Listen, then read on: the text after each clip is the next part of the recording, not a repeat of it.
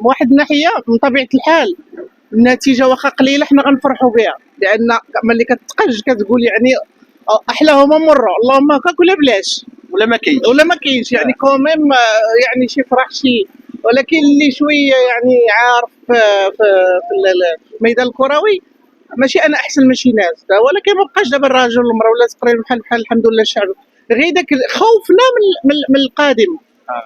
انا اللي كنلوم واخا ما توصلهم صوتي ولا ما يوصلهمش، على العموم عطيت لي فرصه باش نعبر، غادي نقول لك شي علاش ما تيكونش عندنا مثلا واحد المنتخب بديل في حاله مثلا ما كيتعاقبوا الاصابات كتكثر بحال دابا حنا اوناحي بقات بلاصتو، حنا ديجا ناقصين ناس اخرين بلا ما نذكر اسماء حيت باش ما ياخذوهاش لهم هما عندهم اهدافهم وعندهم. اوناحي بقات بلاصتو، اوناحي مثلا تنسجم ليكيب.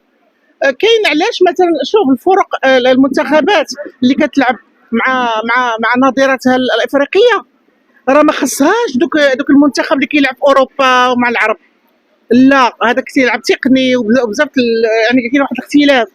والمسؤولين ما عرفتش شكون اللي غادي يسمعني، هذه المراه اللي عندها 60 عام وخذوا الدراري ديالنا كونوا منتخب يكون من الفريق الوطني من الاحياء. مال فين بدفعني ندفعك واش تدفع لي نشفع لك، حيت الافريقي ملي كيجي الا شاف راسو غيتغلب تقنيا وتكتيكيا بزاف د الحوايج كيعطيه الشتير.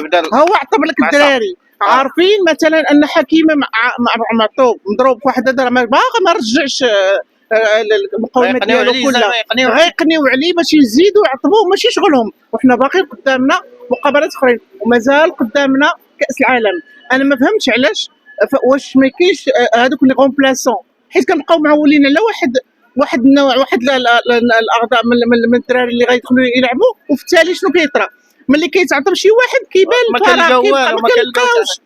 واش حنا غنبقاو فين ما كانت شي مباراه نبقاو شادين قلوبنا في الدين؟ راه حنا راه تتهزنا النفس، راه بلادنا هذه والمصيبه الكبرى راه منظم عندنا يعني ما ديرش غتكون شي واخا تكون ما تعرفش حتى شي حاجه في خاصك دير هذه غيكتب علينا التاريخ.